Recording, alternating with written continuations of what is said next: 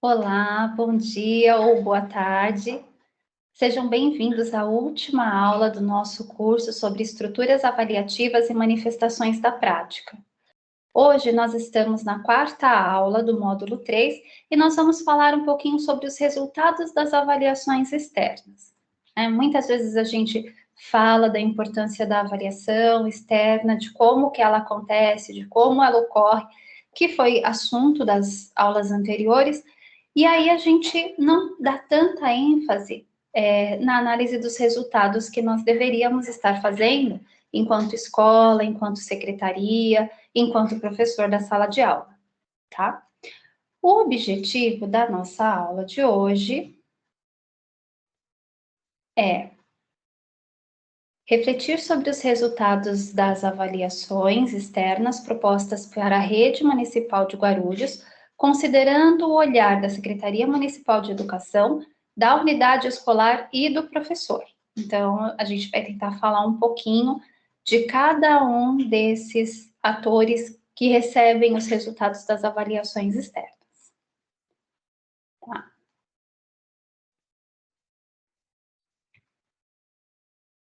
Então, começando com o SAEB, né? O que é o SAEB?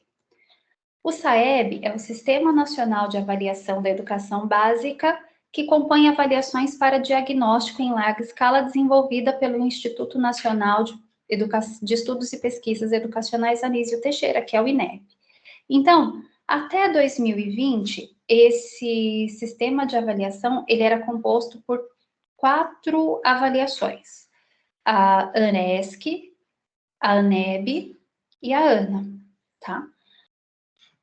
A ANRESC, se eu não me engano, é a Prova Brasil, aquela que a gente já conhece, tá?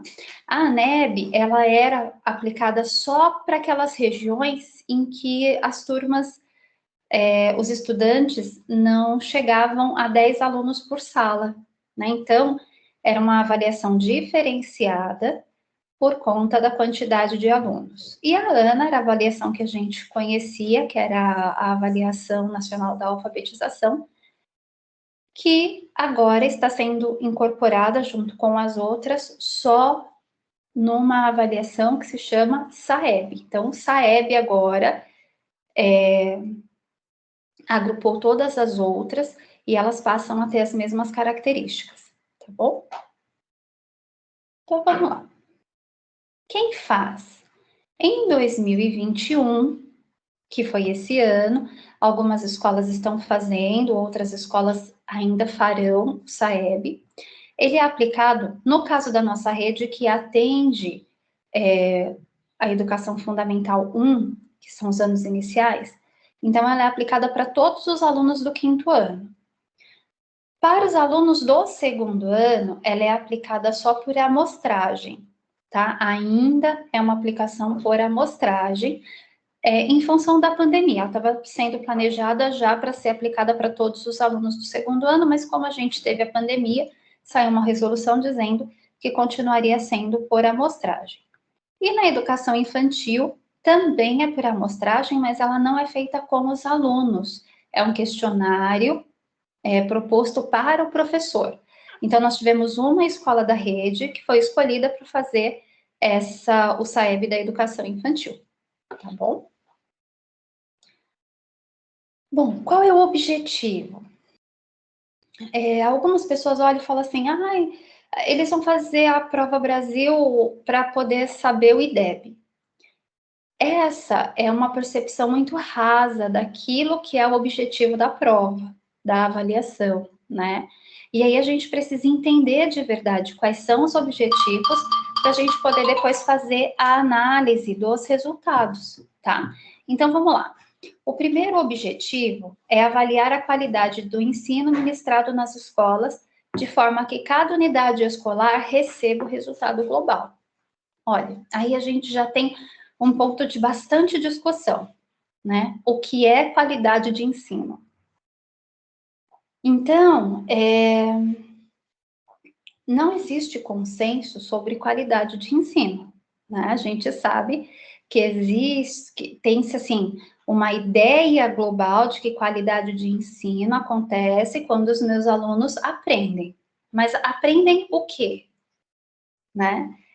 Antes da BNCC, haviam os parâmetros curriculares nacionais, que eram os PCNs, que eles balizavam um pouco a educação, mas como eles eram parâmetros apenas, cada estado fazia o seu currículo, cada estado tinha o seu currículo, a sua aprendizagem mínima, e elas não eram necessariamente as mesmas, né? Então, depois que surge a BNCC, aí sim, todas as aprendizagens que eles chamam de habilidades e competências que estão postas no documento são aprendizagens e habilidades mínimas e devem ser garantidos para todos os alunos. Então, hoje a gente tem, assim, um documento que orienta sobre quais aprendizagens, habilidades ou competências que os nossos alunos devem estar desenvolvendo ao final de cada ano, né?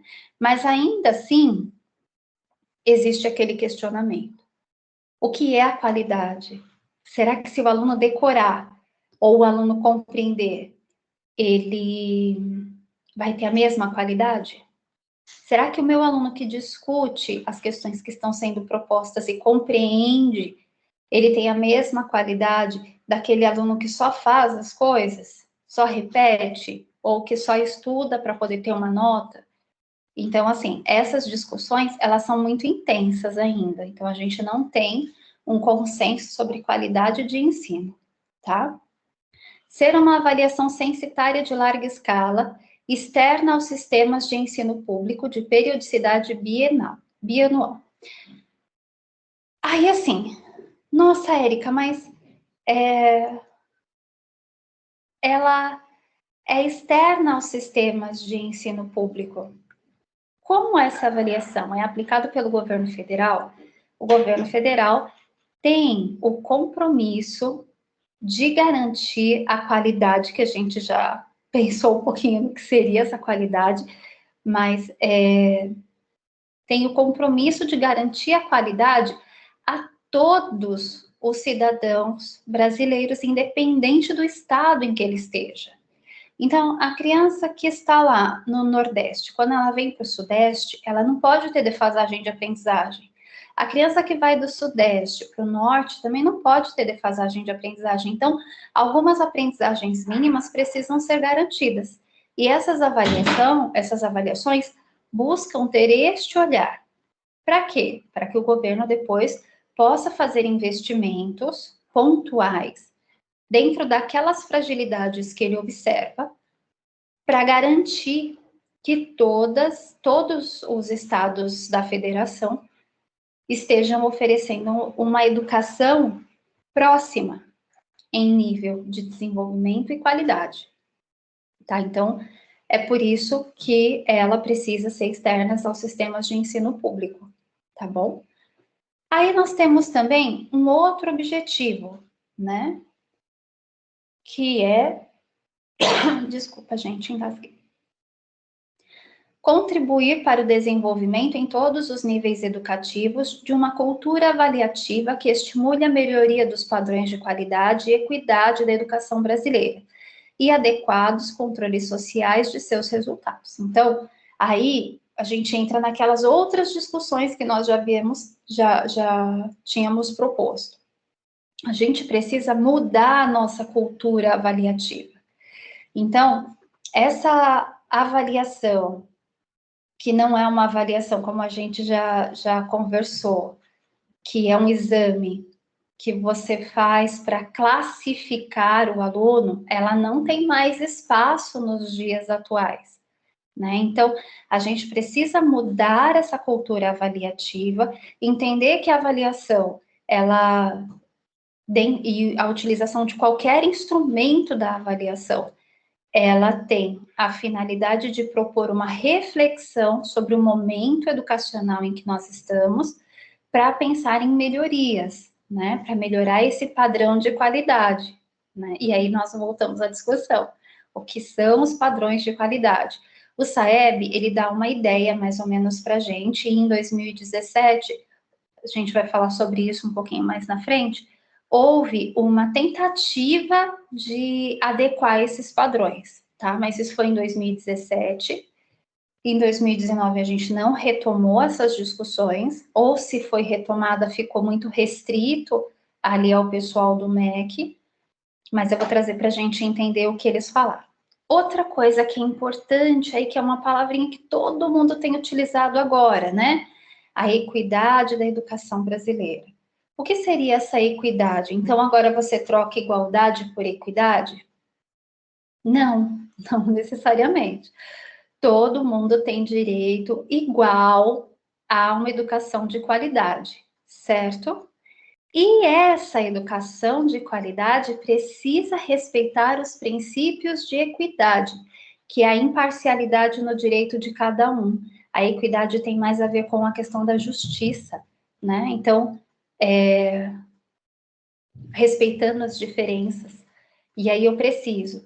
Respeitar as diferenças não quer dizer diminuir o padrão de qualidade, né? Então, olha, essa região é diferente daquela região, pensando que o MEC tem que fazer esse olhar e a prefeitura, por exemplo, de Guarulhos também tem que ter esse olhar.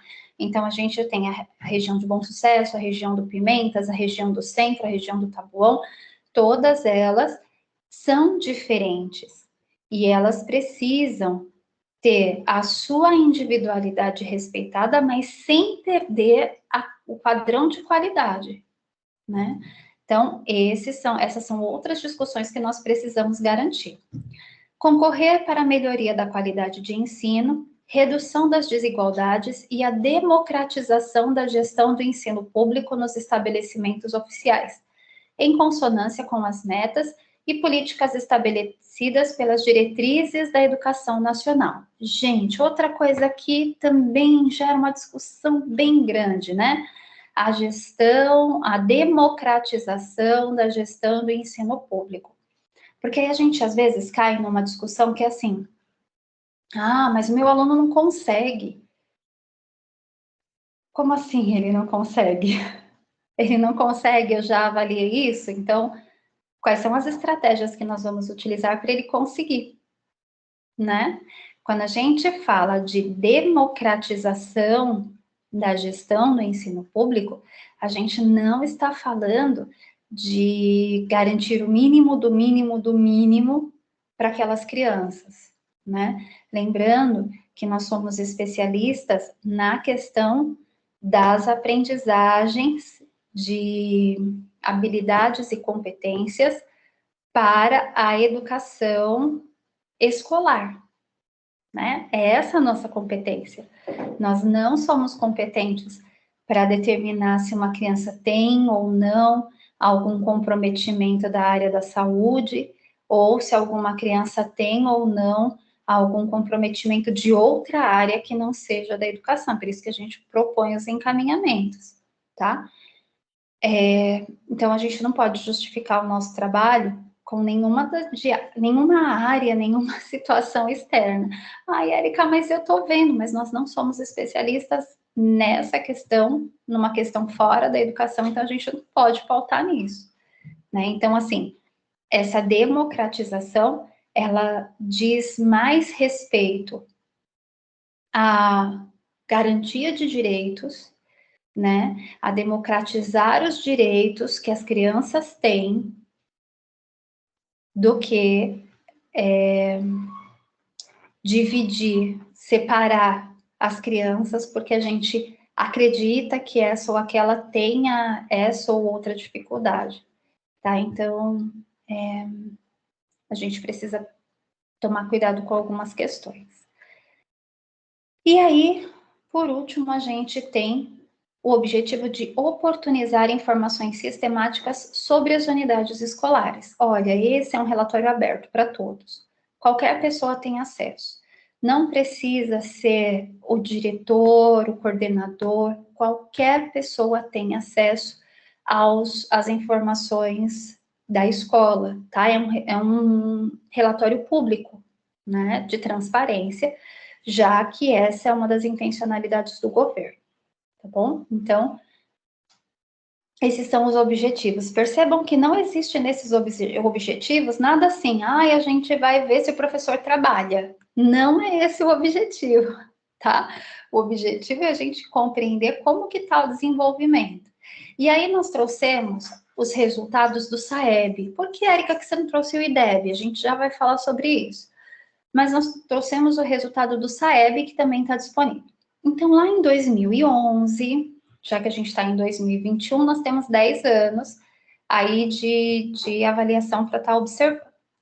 Em 2011, lá em português, a nossa média de proficiência era 190 e 71, tá? Então, a gente estava ali com um pouco mais de 50% do que se espera para um nível de proficiência adequado de todos os alunos, considerando pelos direitos de aprendizagem que todo mundo tem direito a desenvolver 100% das aprendizagens. Nossa, Érica, isso é utópico, a gente não vai discutir isso, tá? A gente vai só pensar assim, ó, se é direito de todos, todo mundo teria o direito de chegar lá no 100%, mas a gente passou ali dos 50%. E a gente vem evoluindo, né? Em 2019, que foi o nosso último resultado, a gente já tinha passado de 60% do nível de proficiência esperado, tá? Já que o esperado é 100%. Então, a gente tinha ali uma pontuação de 218,65. Essa é a média. Lembrando que quando o aluno faz o SAEB, são provas diferentes, e cada prova avalia um grupo de aprendizagens, por isso que não sai o resultado por aluno, porque o objetivo não é avaliar a capacidade do aluno, o objetivo é avaliar o desenvolvimento da qualidade da educação oferecida ao longo de 5 anos, considerando que esse aluno entrou no primeiro ano e ele está no quinto. Ah, mas é da mesma escola? Não precisa ser. É uma criança que, independente de estar na rede pública ou privada, ela passou dentro do Brasil pela educação de primeiro ao quinto ano. E a gente precisa entender como que essa qualidade da educação está sendo oferecida. O MEC também regulamenta a qualidade da educação do ensino privado, tá? Então, assim, também é de responsabilidade dele fiscalizar. Então, é por isso que a gente precisa estar observando. A maior parte das nossas crianças, elas entram na educação infantil e seguem até o quinto ano, tá? Então, a gente tem aí uma característica, uma condição de entender o comportamento do desenvolvimento da nossa rede, tá? E o que isso quer dizer, Érica? Bom, quando você acessa o boletim do SAEB, ele tem uma escala métrica, a gente já falou também de escala métrica, uma escala métrica bem grandona que ela diz assim, ó, esse nível significa isso, essa pontuação significa aquilo. Mais ou menos como a gente vai estar mostrando aqui, que é um recorte dela, tá? Então, esse é o recorte, tá? Ela tem lá, ali onde está nível, a gente vê lá a pontuação, tá? Então, ela tem a descrição dos níveis e a pontuação, tá bom? Então, olha só, lá em 2011, nós vimos que a nossa pontuação era 190,71. Isso quer dizer que a gente estava no nível 3. E o nível 3 diz assim, ó, que além das habilidades anteriores do nível 2, né, os nossos alunos, a maioria, a média deles, é capaz de localizar informações explícitas em contos e reportagens, localizar informações explícitas em propagandas, com ou sem o apoio de recurso gráfico, reconhecer relações de causa e consequência em poemas, inferir o sentido de palavra ou expressão, ou em assuntos, em cartas, contos, tirinha. E aí a gente olha assim, a gente fala, poxa, será que isso é suficiente para os nossos alunos? Eles conseguem basicamente localizar informações explícitas. Mas e o restante das aprendizagens? Eles não localizam informações implícitas? Eles não fazem inferência na leitura que eles estão desenvolvendo? que funciona isso? Então, esse nível 3 é bom ou é ruim? Lembrando que essa métrica da avaliação de língua portuguesa, ela tem 9 níveis. Então, nós ficamos de 2011. Deixa eu só ver aqui. Até 2017. É isso?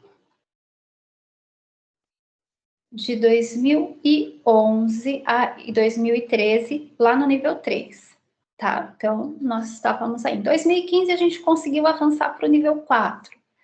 Então, agora, a maior parte dos nossos alunos, lembrando que a gente tem alunos que pode estar além disso e alunos que está aquém disso. Então, nós estamos ali no nível 4. Em 2015, nós entramos no nível 4, tá? Lembra, são 9 níveis, tá bom? Então, aí os nossos alunos já foi verificado que eles são capazes de identificar informações explícitas em outros gêneros textuais, identificar assuntos, o assunto principal de um texto, identificar formas de representação da medida de tempo em reportagem, então eles conseguem verificar a cronologia. O que mais? Identificar assuntos que são comuns em duas reportagens, identificar o efeito de humor em piadas, então eles conseguem algumas coisas, avançamos. Mas nós ainda estamos no nível 4. Para a gente sair do nível 4, a nossa pontuação média precisava ser 225. Então, veja, gente, nós não sabemos o resultado desse ano, como que vai ser, e muita gente está bastante preocupada com a questão da pandemia, né? Então, a gente olha e fala assim, será que a gente vai sair do nível 4? Né? Nós estamos há 6 anos no nível 4, né? Então, assim, a gente avançou, mas foi um avanço bem tímido ainda, foi um avanço bem pequeno ainda. Quando a gente olha para o desenvolvimento dos nossos alunos, não foi um avanço considerável, né? Pensando que eles estão na rede há bastante tempo. Lógico, todo avanço é importante, todo avanço precisa sim ser comemorado, especialmente quando a gente observa que nós estamos progredindo, porque isso quer dizer que o nosso avanço está se mantendo, né? Mas será que a gente consegue avançar um pouco mais, né? Especialmente considerando as aprendizagens que estão descritas nessa tabela, nesse quadro indicativo? Então, a gente precisa observar. E aí, lá em 2017, lembra que eu falei que o então ministro da Educação, ele decidiu entender quando que o nível é bom e quando que o nível não é bom. A gente precisava ter esse parâmetro, porque muitas prefeituras do Brasil, elas se mantiveram no mesmo nível durante 15 anos. Avançou? Avançou. Mas dentro do nível de desenvolvimento, ela não avança, ela permanece dentro daquele nível, né? E aí ele colocou assim, olha, dos níveis, lembra que eu falei que são 9 níveis, porque o nível 0 é o ponto de partida, tá? São aprendizagens que não foram avaliadas e são insuficientes para o 5º ano. Tá? A gente tem aluno nesse nível 0? Temos, gente, nós temos. Então, quando a gente olha para esse gráfico, é a distribuição percentual por nível, do nível 0 até o nível 9, o que nós temos na rede, tá? Então, ele diz assim, ó, do nível 0 até o nível 3, são aprendizagens insuficientes. Lembra que nós até 2015 até 2014 estávamos no nível 3? Então, a gente estava com uma qualidade de educação, de acordo com o que eles propõem, insuficiente. Do nível 4 até o nível 6, é uma qualidade de educação básica, mas básica não é aquilo que nós estamos desejando, né? O básico ainda precisa de bastante coisa para estar avançando, tá bom? E adequado, que seria do nível 7 até o nível 9. Nossa, Érica, mas adequado, o aluno vai acertar a prova inteira. Gente, essas aprendizagens são as aprendizagens essenciais, não são as aprendizagens avaliadas, Não são aprendizagens que não são essenciais. Todas elas já são as básicas. A gente não está falando de aprofundamento dentro da aprendizagem, né? Então, aquelas aprendizagens, que são 16, se eu não me engano, de língua portuguesa que eram propostas, aquelas habilidades que são propostas, elas são básicas. Elas são consideradas básicas. Então, a gente precisava ter garantido todas elas, né? Porque se a gente amplia, aí o aluno já está no avançado, aí está mais do que adequado, né? Então, de acordo com aquilo que foi apresentado pelo ministro lá em 2017, do nível 7 ao nível 9, seriam as aprendizagens adequadas para o 5º ano, tá? E aí, olha, a gente tem agora um pouco mais de 10% dos nossos alunos que estão com aprendizagem adequada. A gente pode avançar um pouquinho mais, dá conta. E em matemática, Érica, em matemática a gente está melhor, olha lá, porque a gente está com 229, né? Só que em matemática são 10 níveis, em língua portuguesa são 9, em matemática são 10. E aí, olha, a gente conseguiu avançar 21 pontos percentuais de 2011 até 2019, né? Esse também é um avanço, vejam, a gente não regrediu, né? Dentro do período em que a gente está observando, nós também não regredimos, nós estamos avançando. Isso é um excelente ponto, está mostrando que a gente está conseguindo manter a qualidade da educação ao longo dos anos. Mas a gente consegue avançar um pouquinho mais? Consegue. Em 2011, a gente tinha um pouco mais de 50%, né? Não tão mais do que 50%. Em 2019, a gente tinha um pouco mais do que 60%. A gente teve um avanço aí na média de proficiência de quase 10%. Em 10 anos, quase, é pouco, né? A gente consegue fazer mais? Consegue, vamos lá. E o que é isso, Érica? Vamos lá. Então, de 2011 até 2015, nós estávamos no nível 4, tá? O que os nossos alunos conseguem fazer no nível 4? Gente, aqui a gente fez o recorte só do grupo de números e operações, tá? A gente não fez, pensando na álgebra, a gente não fez o recorte dos outros campos matemáticos. Então, assim, quando você olha lá o nível 4, você vai ver que vai ter o campo de números e operações, o campo de álgebra não, geometria, o campo de estatística, ainda está com a nomenclatura anterior, que é espaço e forma, grandezas e medidas, tratamento da informação, tá? Então, a gente ainda tem essa nomenclatura. Mas assim, ó, pensando no que é média, né? Lembrando que a gente tem alunos que tá além e alunos que está aquém, mas a média da nossa rede está lá no nível 4, ficou do nível 4 até 2016, tá? Então, os nossos alunos conseguem determinar o resultado da multiplicação de números naturais, né? Pensando num sistema monetário, mas um sistema monetário até 2 ordens, tá? Mais do que isso, não. Então, é uma coisa que a gente precisa pensar, né? Determinar os termos desconhecidos de uma sequência numérica de múltiplos de 5.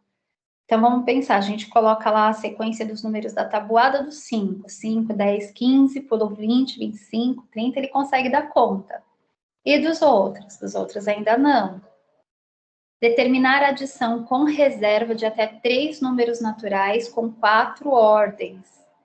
Então, são aquelas adições de 3 parcelas até 1000, né? Então, são números que tem até 1000 e ele consegue dar conta de fazer isso. Ai, Érica, é pouco. É, né, gente? A gente precisava avançar mais. E aí, em 2017, nós conseguimos avançar para o nível 5 que é onde nós estamos ainda. A nossa pontuação é 229 e o nível 5 vai até 250, então a gente passou um pouquinho da metade dele. E, além disso, os nossos alunos conseguem determinar o resultado de uma subtração com recurso, a ordem superior, entre números naturais, de até 5 ordens. Olha, a gente já avançou de 4 para 5, né? E determinar o resultado de uma multiplicação de um número inteiro por um número representado na forma decimal. Olha que bacana. No nível 4, ele só trabalha com números naturais, tá? Agora, no nível 5, a gente já começa a trabalhar com os números racionais, que são as frações e os decimais. Então, a gente já avançou um pouquinho, né? Isso é bom. Então, mas dá para melhorar? Dá para melhorar, lembrando que a gente está naquela sequência de que a matemática tem 5 níveis, ou tem 10 níveis, tá? E a gente agora está no 5º. E aí, pensando naquela organização que o MEC apresentou, tá lá a nossa distribuição, né? Nós temos do nível 0 até o nível 3 é considerado insuficiente, tá? Então, nós estamos no nível do nível 4 até o nível 6 é básico, e do nível 7 até o nível 9 é o adequado. Então, nós estamos ainda no nível básico desde 2011, tá? A gente ainda não saiu de lá. A gente tá agora aqui, tem esse vermelho mais escuro, a gente saiu do vermelho mais escuro para o vermelho mais clarinho, esse que tá no meio. Então, a gente tava ali. Avançamos? Avançamos. Dá para avançar mais? Dá. O que preocupa? Essa quantidade de crianças que está abaixo do básico, abaixo do esperado, né? Esses são os resultados da nossa rede. Então, lá em 2015, nós tínhamos mais de 30% dos alunos que estavam numa aprendizagem abaixo do adequado, bem aquém daquilo que se espera. Hoje nós temos 30%, mas ainda é um número muito grande, gente. Pensando que nós temos aí 10 mil alunos no 5º ano, a gente ainda está com 3 mil alunos que estão nessa condição. É algo que a gente precisa pensar. Então, a secretaria vai olhar para esses dados e vai pensar assim, como que a gente faz para conseguir avançar, já que a gente tem a informação da média de proficiência da nossa rede e o que eles sabem, né? E a gente olha para essa distribuição por níveis e a gente também consegue saber qual é a maior fragilidade ou a menor fragilidade da nossa rede. E a secretaria vai pensar no desenvolvimento de um trabalho que possa ajudar e favorecer as unidades escolares. Então, ela vai formar coordenadores no sentido de garantir as discussões daquilo que está sendo observado. A escola pode fazer esse mesmo estudo que foi feito, porque assim como é oferecido os dados da rede, é oferecido os dados da escola também. Então, a escola consegue fazer esse estudo? Consegue, para verificar o quanto ela avançou, o quanto não avançou. E os professores? Gente, a gente sempre fala que os professores, eles são... O aluno não é do professor, o aluno é da escola. Então, a responsabilidade do aluno é de todos, né? Então, quando a gente vai discutir o resultado do SAEB, a gente não deve discutir com o professor do 5º ano, a gente deve discutir com todos os professores, inclusive da educação infantil. Por quê? Porque a aprendizagem escolar dos nossos alunos, ela começa, talvez até antes, para aqueles que fazem a creche, que já frequentam a creche, mas eles começam, a maior parte deles, na educação infantil, né? E a gente precisa valorizar todo esse conhecimento. Nossa, Érica, mas o aluno vai ter que fazer conta na educação infantil? Não, gente. Ele vai aprender através de brincadeiras. Ele aprende, né? E aí a gente precisa dar continuidade nesse processo. Não pode interromper o processo. Ah, mas a gente vai continuar com brincadeira? A gente pode continuar com brincadeira. A gente pode continuar propondo atividades de forma lúdica, né? O objetivo é que ele avance, né? outras informações que a gente pode obter também a partir dos resultados do SAEB. O IDEB, que é o Índice de Desenvolvimento da Educação Básica, né? O IDEB, o que eles fazem? Eles pegam a média de proficiência de língua portuguesa e fazem uma média aritmética com a média de proficiência de matemática, tá? Então, somos 2, divide por 2, e isso eles vão multiplicar pelo fluxo da escola. O que é o fluxo? O fluxo é o total de alunos matriculados, e aí você tira alunos que abandonaram a escola, os alunos transferidos não entram, né? Porque, assim, na verdade, ele foi transferido e aí ele passa a ser de responsabilidade de outra escola. Mas quando a gente tem abandono, infrequência, isso interfere no nosso fluxo, tá? Então, o ideal é que o nosso fluxo seja 1. Por que 1, Érica? Porque 1 é o elemento neutro da multiplicação, tá? Quando esse fluxo diminui, vai para 0,99, 0,98, a nossa nota do IDEB, ela cai. O que nós temos percebido? Que a gente conseguiu estabilizar o fluxo, porque a média de desenvolvimento da educação, que é o quanto os nossos alunos desenvolveram das aprendizagens esperadas, é observado pelo SAEB, tá? E a gente viu que a nossa média do SAEB, ela muda muito pouco. Então, aonde a gente está conseguindo avançar? O nosso maior avanço está sendo no nosso fluxo, na correção do nosso fluxo. Então, a gente tem poucas distorções de idade série, a gente tem... nós estamos observando mais a questão do aluno que abandona, que sai da escola. O trabalho de infrequência que foi feito nas escolas também auxiliou demais, né? Então, a gente está avançando nesses aspectos, tá? Agora, precisa avançar no outro. Indicador socioeconômico. Bom, são 8 indicadores socioeconômicos, tá? O mais baixo, 1, é aqueles que os alunos têm maior fragilidade econômica e social. Esse indicador, ele é medido pela escolaridade dos pais, pelas posses de bens, é aquele questionário que algumas crianças respondem. É um questionário por amostragem, né? Mas foi verificado isso, tem se constatado já há alguns anos, que a nossa rede, ela vai do nível 5, do nível 4 até o nível 6. No nível 4, lembra, são 8 níveis. O que tem mais fragilidade econômica é no nível 1 e o nível 2. Nós estamos no nível 4, então a nossa fragilidade econômica, de uma forma geral, não é vista assim como gritante, né, que precisa observar aquelas crianças que estão numa condição de vulnerabilidade maior.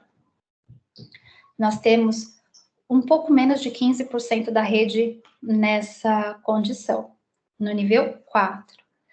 No nível 5, que está bem próximo do nível 8, que é o último, nós temos mais de 75% da rede, tá? E no nível 6, nós temos um pouco menos de 5%.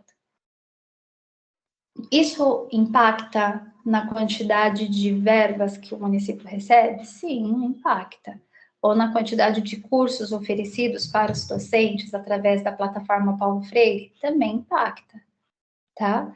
Então, além da nota do SAEB, que impacta, o fluxo impacta e o indicador socioeconômico também impacta. Nós temos vários indicadores.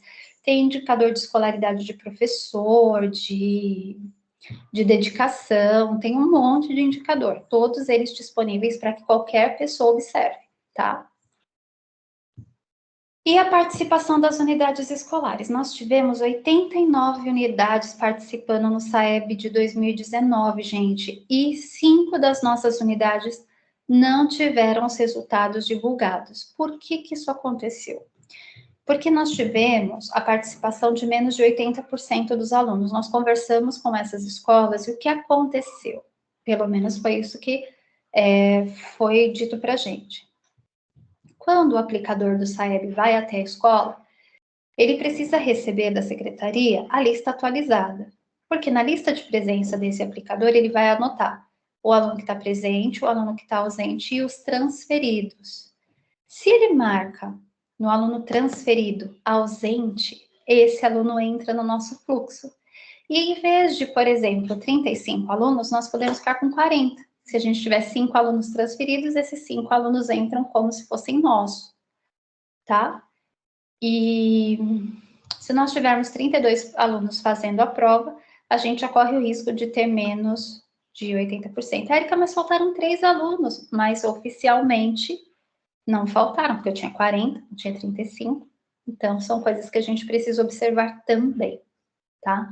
Essa participação, ser colaborativo com as pessoas que estão aplicando o SAEB, para que tudo ocorra certinho e a escola não venha a ser prejudicada depois, tá bom? Gente, infrequência não é um bom sinal, tá? Então, se a escola não tem nota, isso automaticamente faz nos refletir que os alunos são infrequentes, ou que um grupo de alunos é infrequentes. O que a escola está fazendo para tratar isso? Então, é outro ponto que a gente analisa quando a gente olha os dados. E aí, falando um pouquinho do Avalia Mais. Então, a gente entendeu como que funciona lá o SAEB. Ele é um indicador importante para a gente observar como que é o desenvolvimento do ciclo de aprendizagem dentro da educação fundamental 1, tá? Então, ele observa o ciclo. E o Avalia Mais? O Avalia Mais, ele vai observar o ano, pensando que a nossa educação é um ciclo de aprendizagem, a gente vai ter um olhar mais a miúde ali para os nossos alunos, né? Para aqueles que estão no processo. Então, o SAEB avalia o final do ciclo e o Avalia Mais vai avaliar o processo. Mas o objetivo do Avalia Mais é observar o desenvolvimento da rede, para que a gente possa propor discussões, né, e avançar.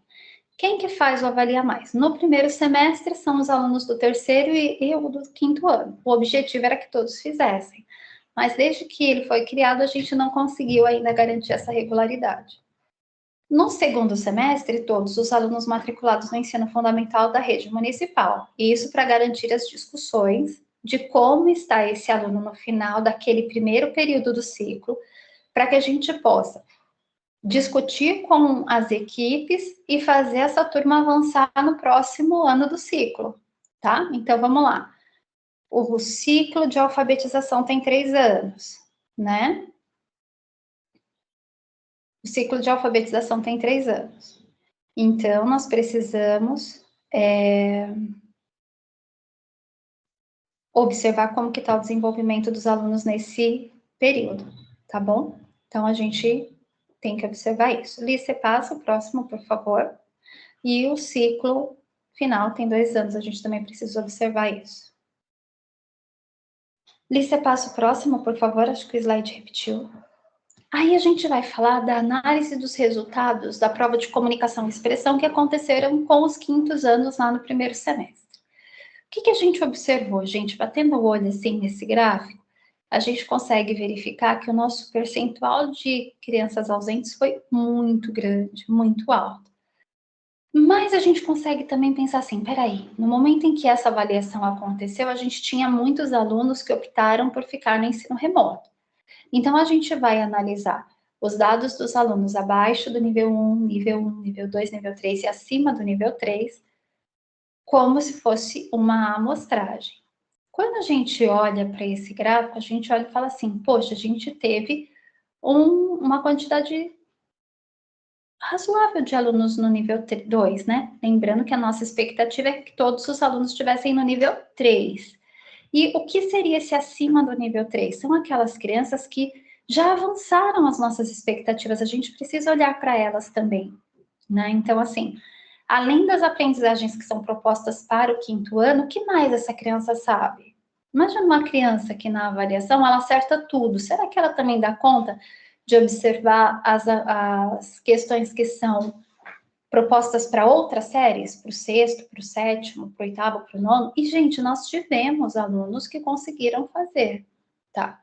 Então, a gente não pode subestimar a capacidade do nosso aluno ou oferecer alguma coisa menor, porque a gente olha para aqueles alunos que estão abaixo do nível 1, que são as crianças, que desenvolveram aprendizagens insuficientes para o quinto ano, né? Então, são aquelas crianças que, na comunicação e expressão, elas ainda não se apropriaram, por exemplo, da base alfabética. O CB diz que os alunos precisam estar alfabetizados ao final do terceiro ano.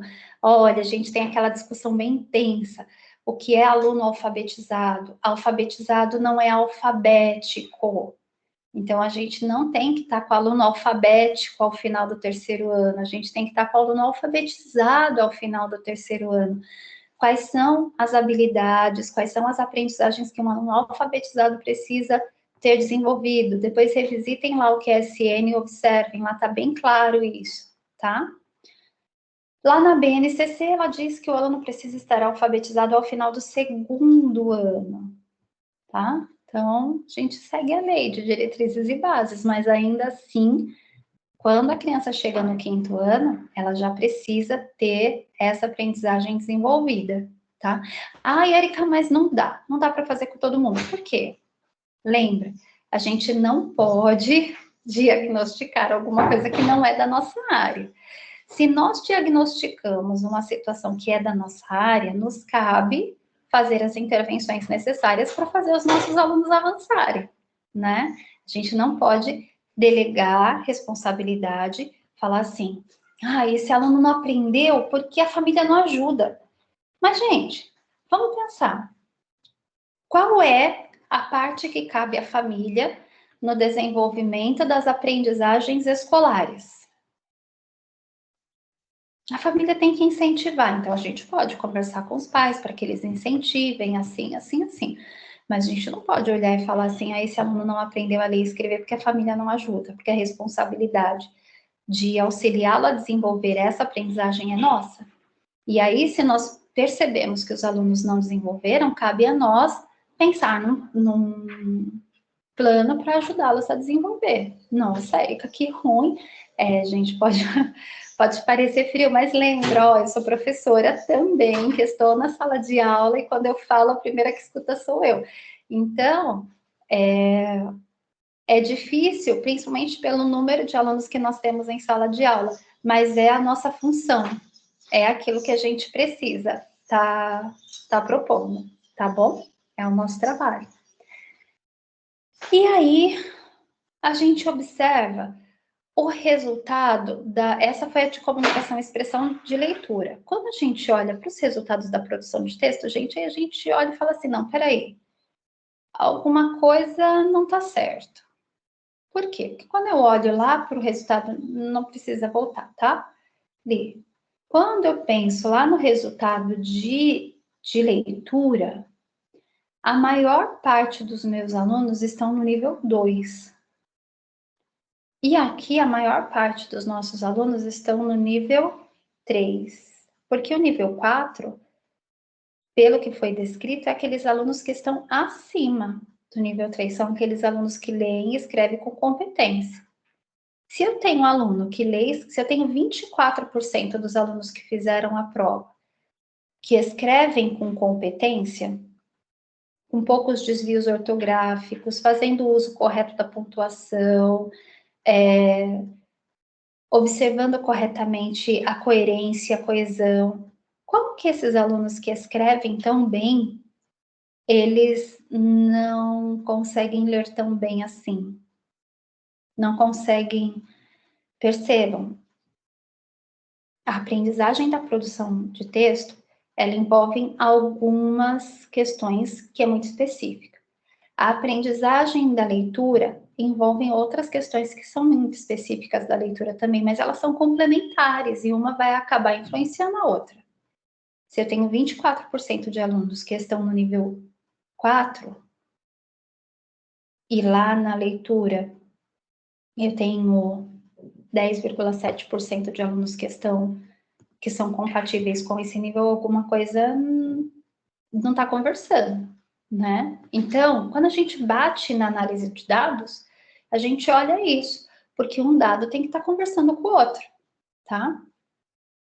E aí, a gente então fez um comparativo entre eles, né? Primeiro, como que a gente faz a comparação entre a produção de texto e entre a leitura? Então, a gente fez uma adequação, tá? Em o que seria o nível 1, considerando a produção de texto e a leitura. Então, abaixo do nível 1 e o nível 1 ficaram juntos, agrupados, tá? Então, a gente fez essa adequação para a gente entender. Então, nível 1 é compatível com o abaixo do nível 1 e o nível 1 da leitura. O nível 2 é compatível com o nível 2 da leitura, entenderam? Então, a gente foi fazendo essa adequação para poder fazer a análise do próximo gráfico. E o próximo gráfico. Pode passar o próximo, Li. Nos mostra o quê? Olha, que nós tínhamos lá na produção de texto 7,5% dos alunos que realizaram que tem alguma dificuldade de escrita. Eles podem, por exemplo, conseguir escrever um texto, mas eles não conseguem se comunicar com essa escrita. Escrever um texto, que eu digo assim, escrever alguma coisa. Ou podem estar fora da base alfabética, né? Tá faltando aí 4% dos alunos. Só que quando a gente compara os dados da leitura com os dados da sondagem que foram oferecidos para a rede, eles batem.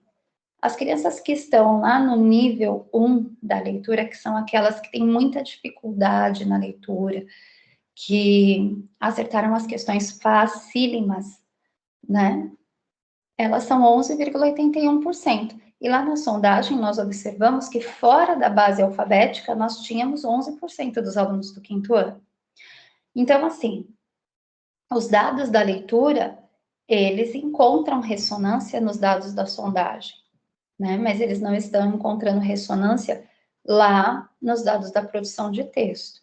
Então, é algo que a gente, enquanto secretaria, ou a escola, ou o próprio professor, precisa observar. Por que essas coisas não estão dando... Por que não está conversando? O que pode ter acontecido? Será que os meus alunos escrevem melhor do que leem? Será que os meus alunos têm alguma outra situação? Será que eles ficaram nervosos? O que aconteceu? E aí vale uma conversa do professor com o aluno, do coordenador com um grupo de professores, da secretaria com um grupo de coordenadores, para a gente entender qual é a situação, né, que está ali, e pensar em estratégias para a gente poder avançar. Lembrando que toda escola tem esse dado, né, todas as escolas podem buscar esses dados e discutir de acordo com o que está acontecendo ali, tá? Então, a gente consegue observar dessa forma. Na análise de resultados que é emitida para a escola, a gente consegue observar cada aprendizagem que foi avaliada e onde foi a fragilidade de cada um, do aluno, da turma e da escola, e da rede, tá bom? Aí a gente vai fazer uma análise da série histórica. Gente, a gente tem observado que algumas instituições estão falando assim, ai, olha, a educação regrediu 10 anos. Por que isso acontece? Por que eles estão falando isso? Porque eles pegam o resultado que eles observaram esse ano e comparam com os anos anteriores. Olha, o nosso resultado desse ano foi mais prejudicado do que o resultado de 2017. Então, nós podíamos dizer que nós regredimos até antes de 2017. Antes de 2017, a gente não tem dados aqui na rede para estar observando. Então, a gente pode dizer assim, olha, a gente voltou lá para 2017 ou antes.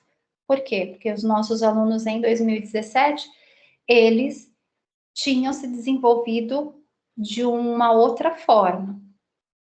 Em função da pandemia, em função da dificuldade, são várias situações em que cada escola precisa discutir, né? Ali, dentro do seu olhar e da sua realidade, tá? A rede, e isso a escola também pode fazer, Érica? Pode.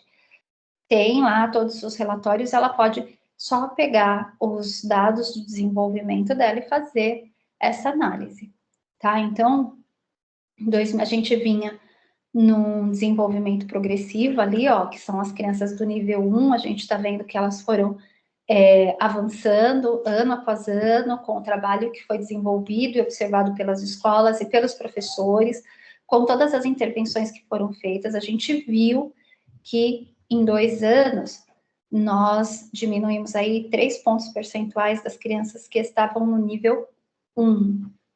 3 pontos percentuais vão dar mais ou menos a recuperação de 300 alunos, é bastante, né? Se a gente parar para observar assim numericamente. Dava para fazer mais, Érica? Gente, eu sempre vou falar que dá para fazer mais, porque eu sou professora da área da matemática, e a gente sempre acha que dá, tá bom?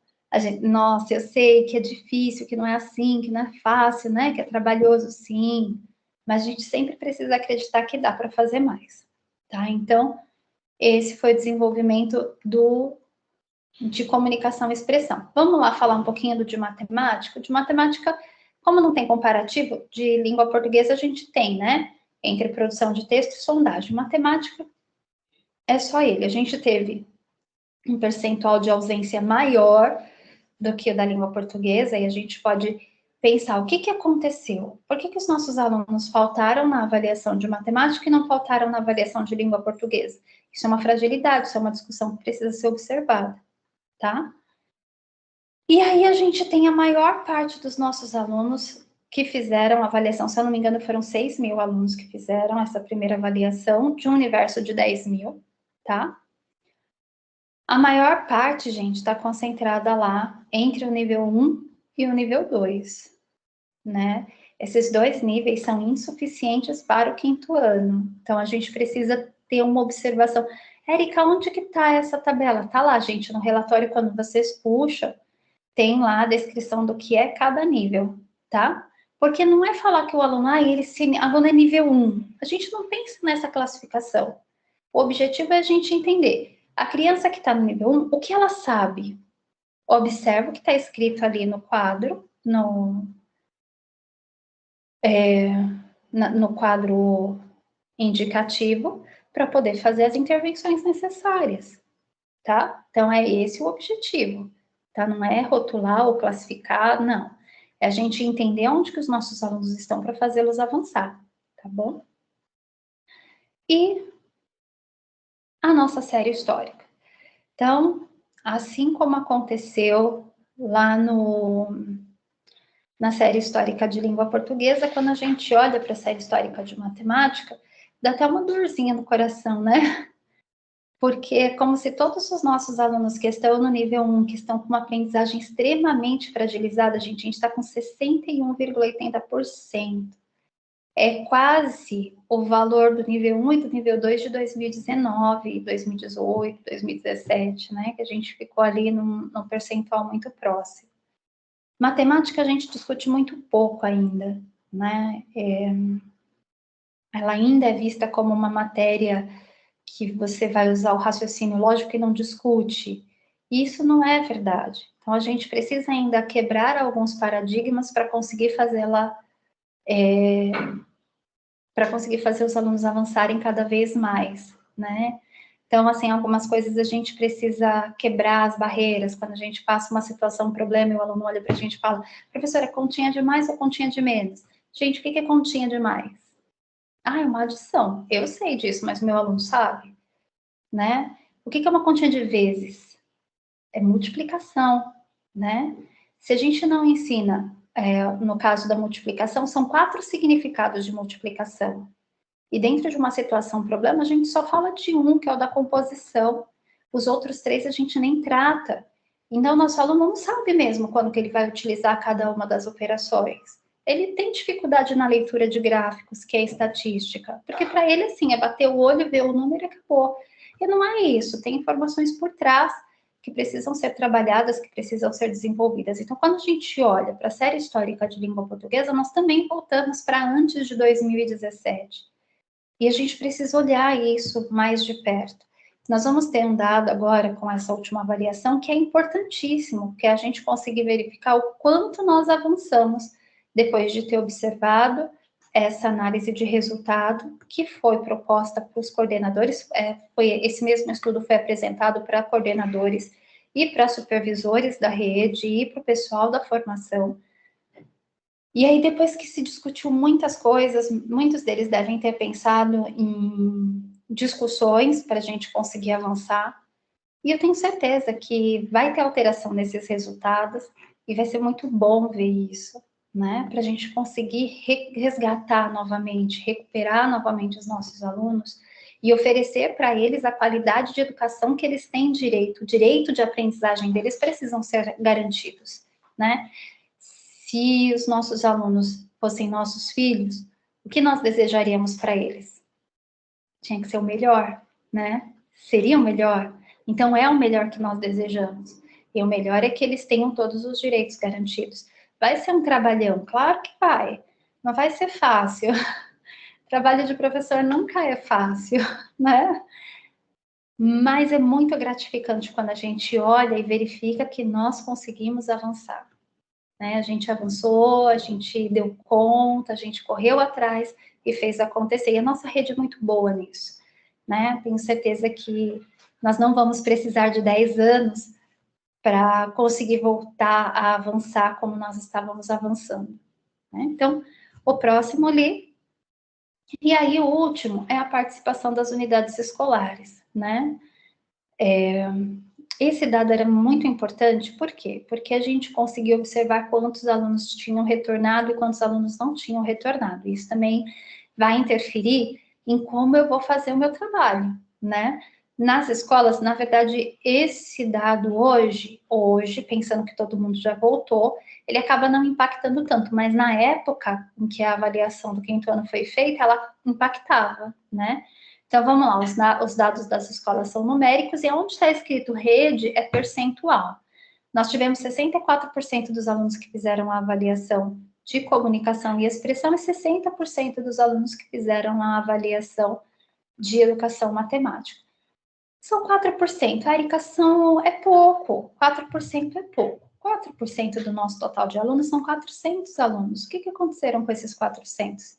400 é um número grande, é um número que a gente não pode deixar de observar, não é? Então, a gente tem que olhar para isso. Preocupa bastante aquelas escolas que tiveram uma participação de 2%.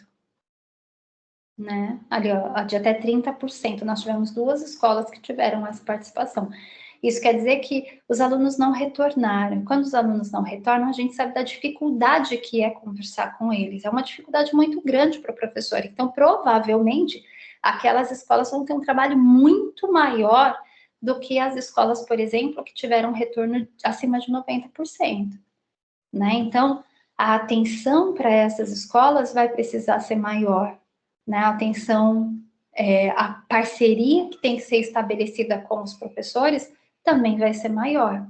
Por quê? Porque independente da vontade da escola, do aluno voltar ou não, isso daí era uma questão de autorização dos pais, né? Então, não foi responsabilidade da escola, né? Então, a gente sabe que, mesmo não sendo essa questão da volta, a escola vai precisar observar, né? Então, a gente tem 2 escolas ali que vão ter um trabalho mais intenso, né? Aí nós tínhamos lá quantas escolas tiveram a participação de 31% a 50% dos alunos. Também é um grupo de escolas que vai precisar ter bastante atenção. Por quê? Porque quanto mais tempo a criança fica fora da escola, mais situações ela vai ter dúvidas, né? E as coisas vão passando, a gente vira uma bola de neve, uma coisa vai passando por cima da outra e a gente sabe como que vira. Então, por isso que precisava ter esse levantamento de dados.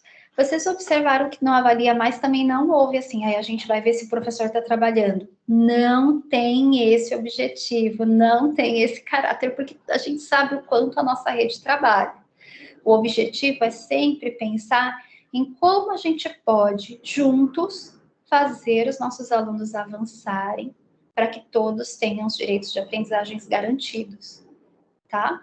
Então, a gente não pode pensar em como uma unidade